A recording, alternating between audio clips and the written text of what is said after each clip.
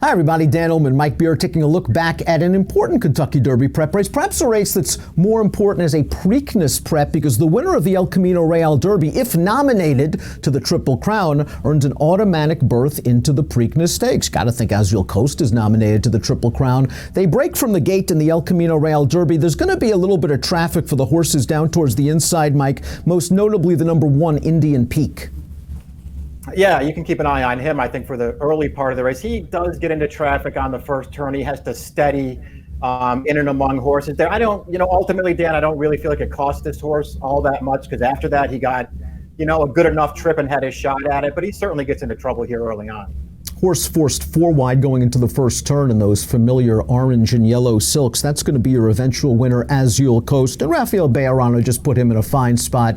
You want to keep him clear of traffic. He was the horse to beat coming in off of a win at Los Alamitos, a second in the Sham where he was pace compromised. And really the only question here was the synthetic surface.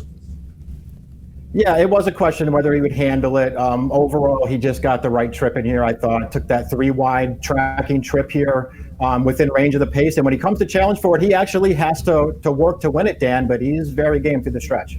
Up front is Checkmate, making the first start since October the 13th at Keeneland. Another horse trying synthetic for the first time. He was really sort of quarter-horsed out of there to make the front. It was the right idea. I thought he set a rated and honest pace. 49, give him every chance to win. I just wonder if he handled this surface at the end of the day.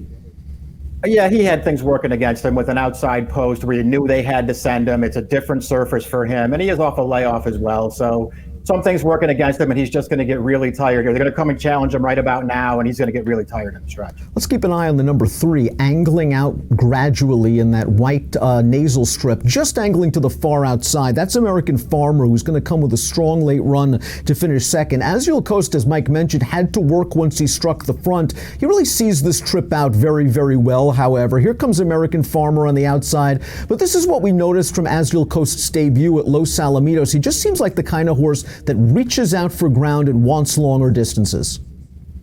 Yeah, he certainly saw out the 1.125 here.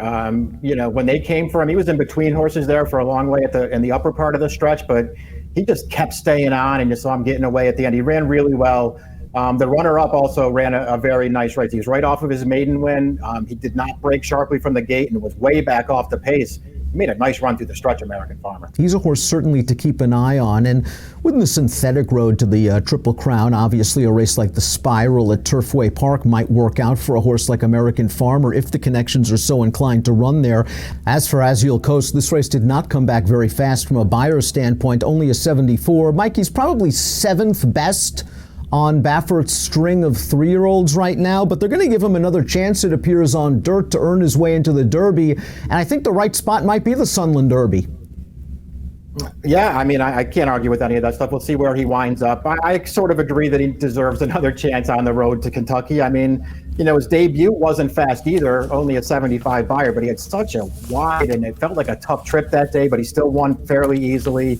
I can give him a pass for the Sham where he got wired by his stablemate. He hasn't run fast yet, Dan, but that doesn't mean he won't do it eventually. This was a very clever placement by Baffert, as we see from the pedigree. Sire Super Saver, of course, won the Kentucky Derby, but this female family full of turf and synthetic influences. The Damn Sky Treasure was a graded stakes winner on turf up at Woodbine, and she's a half-sister to Surgical Strike, who not only was a grade 3 stakes winner on turf, but also won the Battaglia Memorial over the Polytrack surface at Turfway. So Baffert had a feeling this horse would handle the synth, and Azriel Coast proved him right. True enough. It was just a really good spot from a lot of different directions for this horse, and to his credit, he did what he had to do.